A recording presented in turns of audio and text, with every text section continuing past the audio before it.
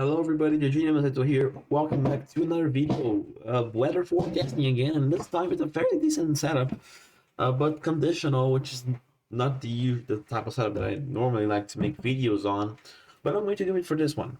We have a day one enhanced risk of severe weather here over parts of central, south, and North Dakota here, northern South Dakota and southern South Dakota here. We have a 5% tornado probability here. We have a conditional threat for a significant tornado or two.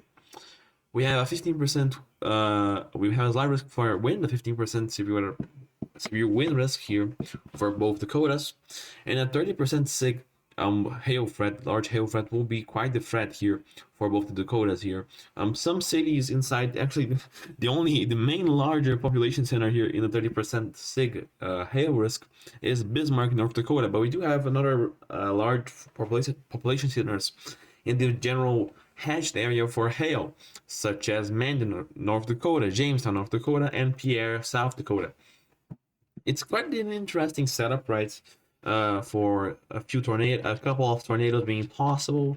It's not the best. It's probably going to be the best kinematic setup you're going to see on the summer, but it's not it's not Oklahoma type of setup.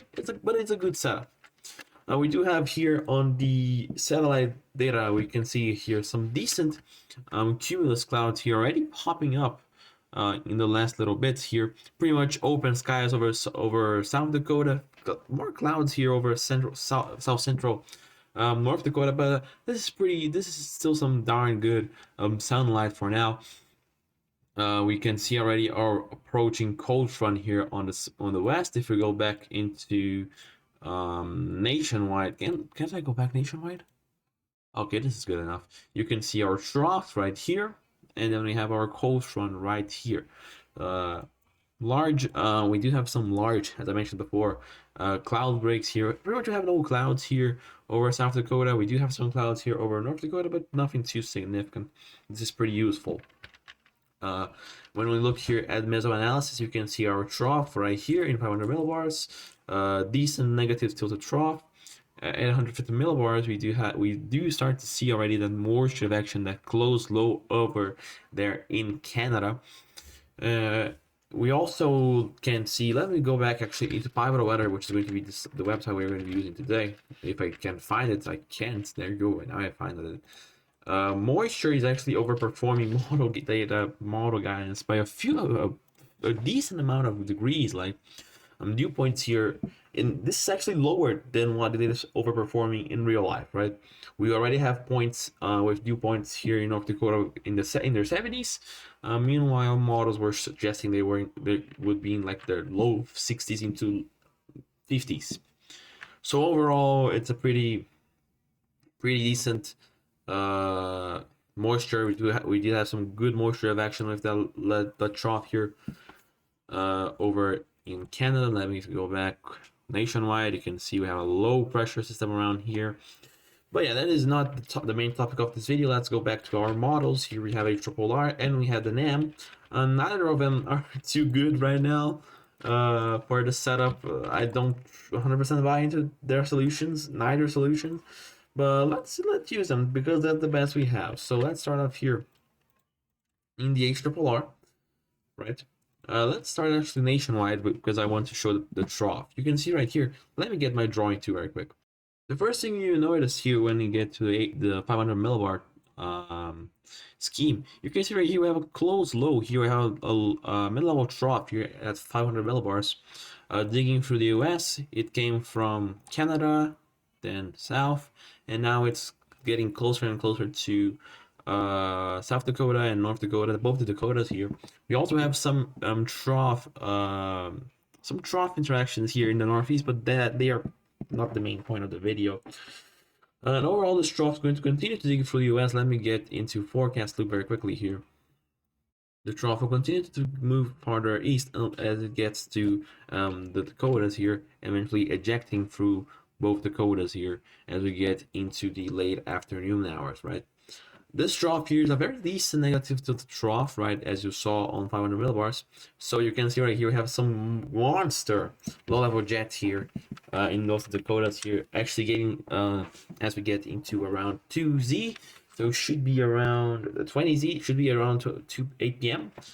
We do see right here 50 knot level jet, which is, as I mentioned before on Twitter, the best sort of kinematic, low level kinematic setup you're going to see on the summer, right?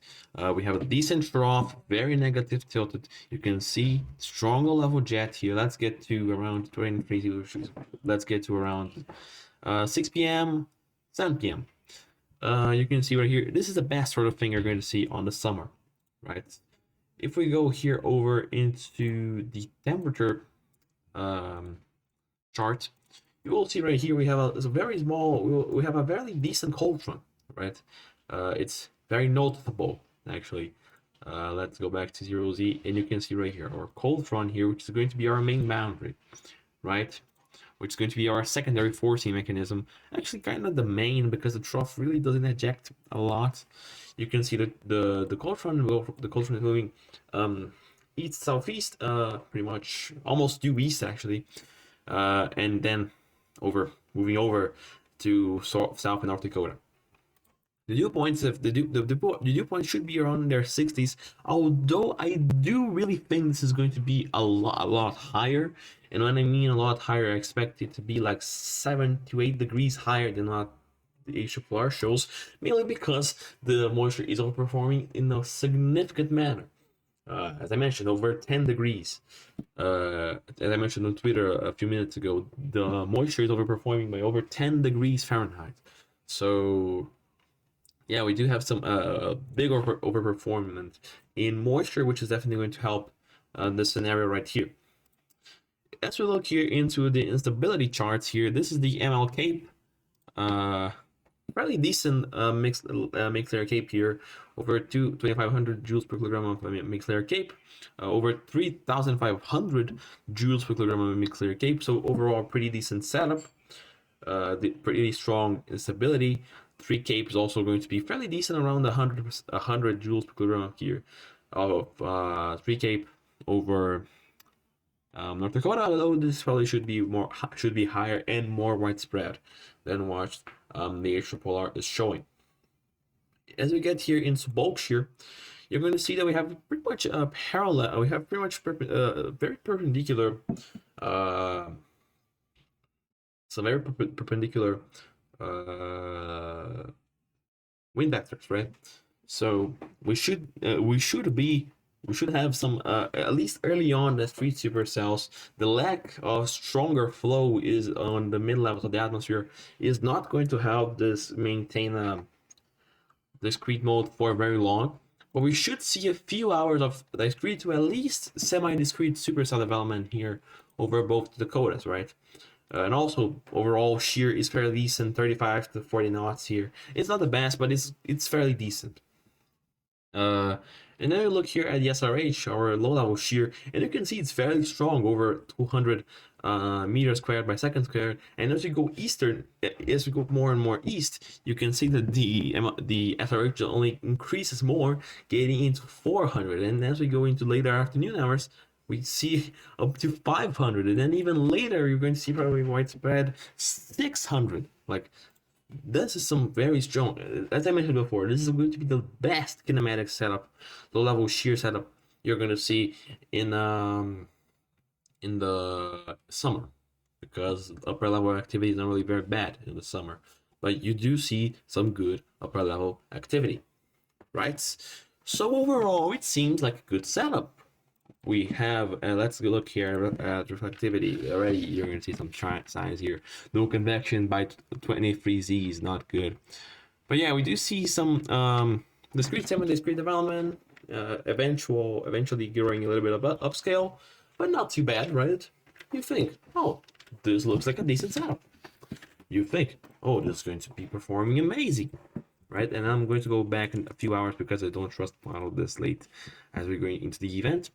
Let's go into 16Z. Actually, no, let's go to 18Z. Let's trust the latest model data. Let's grab a sounding here, which is box sounding free from convection here. And then you're going to see the main problem with the setup. No, it's not the TT spreads, because I don't trust them, right? But we do see some smaller inversions. It's not that clear here at 0Z. Let's go 1 hour later when the lull of jet really kicks in, right? You see those updraft helicity tracks. The supercells are largely and mainly discrete, but still semi-discrete, largely semi-discrete, but you do see some more discrete supercells here, especially as you get to the southern flank of the line here. So let's grab a sounding. And then you see it. Look at those photographs. The lull of a jet is insane. It's, as I mentioned before, 300 0 to 1 kilometer SRH is the best sort of shear profile we're going to see this year. Look at the amount of vorticity, right? And then you look at the thermodynamic profile, and then you see, oh, I kind of get why this setup is not that good. I kind of get why this setup is only at 5%. Because if I'm going to be completely honest, kinematically wise, and even instability wise, this setup with no thermodynamic level thermal issues, this should be like a moderate risk. Honestly, it's a very high-end setup. Maybe not a moderate because the thermal is not the best, but an enhanced risk, 10% hashed. But you can see right here, it's going to be a little bit harder because of this yellow dotted line here. But you can see small but noticeable inversions right here, right? Which should compromise the tornado threat by a decent margin. Now, overall, this doesn't change much. Still, it's a very decent large hail setup. Yes, if we go a little bit earlier on when those lapse rates are higher, it's going to probably be even better, right? We do have a decent TT spread, but it's not that big, so we can work around it. We still see a decent curvature in the holograph. And boom, we have lapse rates in there 7.4s. We have some strong shear, right? 0 to 6 kilometer shear in 37 knots. It's not bad. PW is not that high. Precipitable water is only 1.5 inches, so still a decent large hail threat. We have good instability. Yeah, we overall have a very decent setup for hail, hence why the 30% sig hail. Analog is here, the sounding analogs actually go as high as 4 inches. So, okay, not saying that's going to happen, but still, it's a very good hail setup. We have high stability, we have good shear, we have good lapse rates, but tornado-wise, due to those inversions in the lower levels of the atmosphere, it's not that robust. Now, this is an opportunity that if you live in the northern plains, you're not going to want to miss. Because even if you don't see a tornado, which I do think you're going to see because I don't trust these model solutions here, I don't think that the cap is going to be this strong and this persistent. In fact, we see multiple discrepancies between model runs and model to model run differences here of the shear. So let's go back 1 hour here. You can see the cape is way less noticeable. The shear is just as strong, cape is just as high, lapse rates are just as good. Overall, a much better setup for both large hail and tornadoes. But it's way too inconsistent right now. Hence why the SPC updated it really late, updated the risk very late. I've been talking about this tornado threat since I think 4 days ago, and only now they've added the 5% tornado probability. In the first day 2 outlook, they didn't even mention tornadoes. So you can see, right? If we go back just 1 hour, which is the run that I'm showing right now, 17Z, you can see way more discrete, way more semi-discrete look at 0Z. Looking at the sounding here, overall, pretty much a better profile here. Still strong stability, lower PW, so even pretty much same PW actually. Good lapse rates, good shear. Overall, a very good setup for tornadoes and damaging winds and hail. All has its threats. So even if you don't end up not seeing a tornado, which I don't think it will, and remember, we already have overperforming moisture, and also I don't think the cap is going to be that big. I do think that there's some serious potential for even a potential significant tornado or two, if those cells use the environment very well. Yeah, this is just overall a very good setup. And overall, the best kinematic setup you're going to see in the summer. but it is lacking good low level turbos. It's the only thing the setup has that is pretty meh. Let's look over at the NAM now. Not going to look over much of the upper air dynamics. Don't really matter at this point. But yeah, we can see that the drop is a little bit faster here on the NAM. NAM likes to be a little bit more progressive, just like the GFS. So I do normally expect to see NAM being faster with the troughs. Yet again, the Lava Jet is stronger than NAM because the NAM likes to have some stronger shear, common issue with an AM. But yeah, we have widespread 40s knots over almost 50 knots here in northern South Dakota. MLK probably going to be very high as well. That's did my internet break? Yes, I think so. That's funny. I'm going to go to composite reflectivity earlier on NAM because we're going to see already the first big difference here. Convection sparks up at 21Z. I don't get it anymore.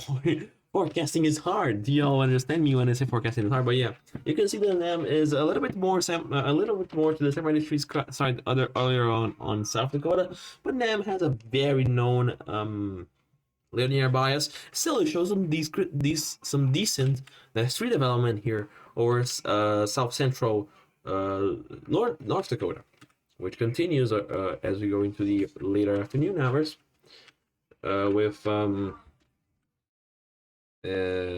South Dakota being a little bit more of a linear mode, right? So let's go around to 23Z. I think it's decent. Hard to not get a contaminated sounding over here, but let's try to get a non-contaminated sounding here and now. And okay, that's interesting. And then the didn't show that. For some reason, this one of the NAM just completely killed instability. So even though instability is overperforming, the moisture is overperforming. But anyway, let's get a sounding here. Hopefully, this is not contaminated. Not a lot. It is a lot contaminated. Okay, so let's go back to 12D NAM. That's the best we got. Yeah, you can hear a totally different sounding. But okay.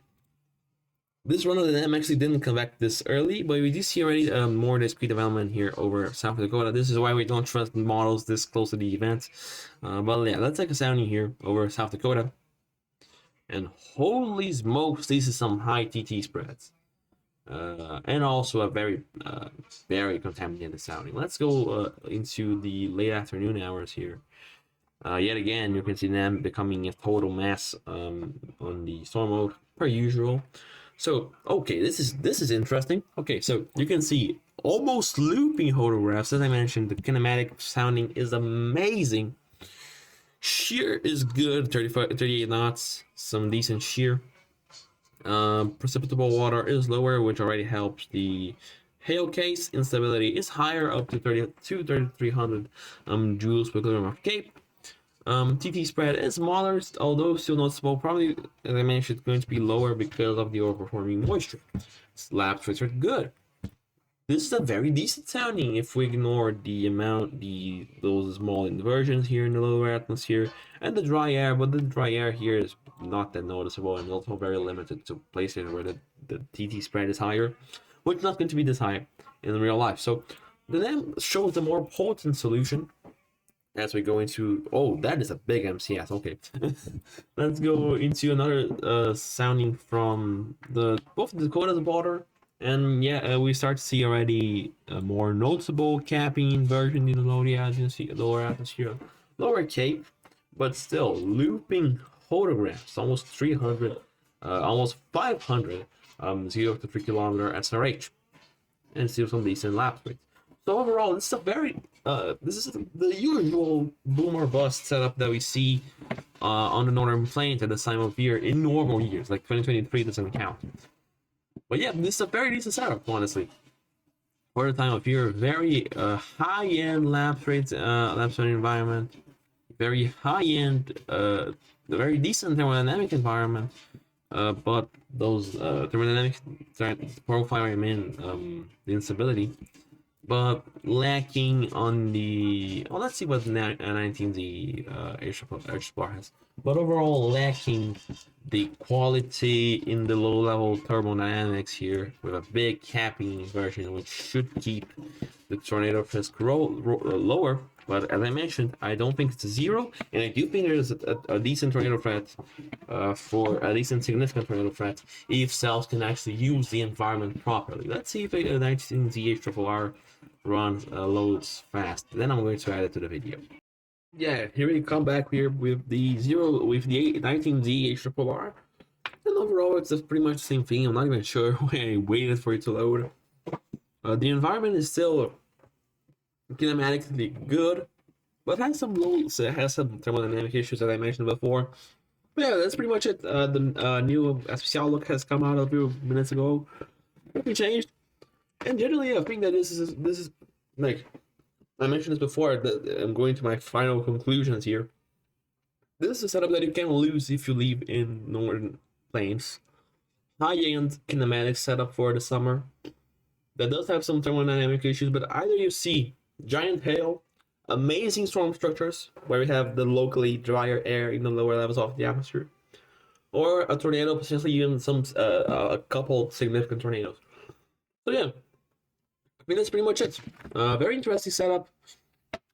High-end kinematics, decent thermals, decent stability, but meh thermals.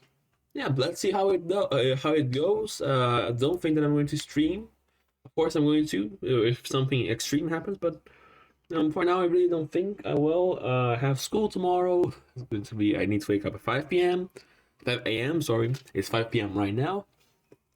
But yeah, that's pretty much it. Thanks for watching. I'll see you next time. Peace. Peace is so. Why did I say peace, man? Why did I say peace?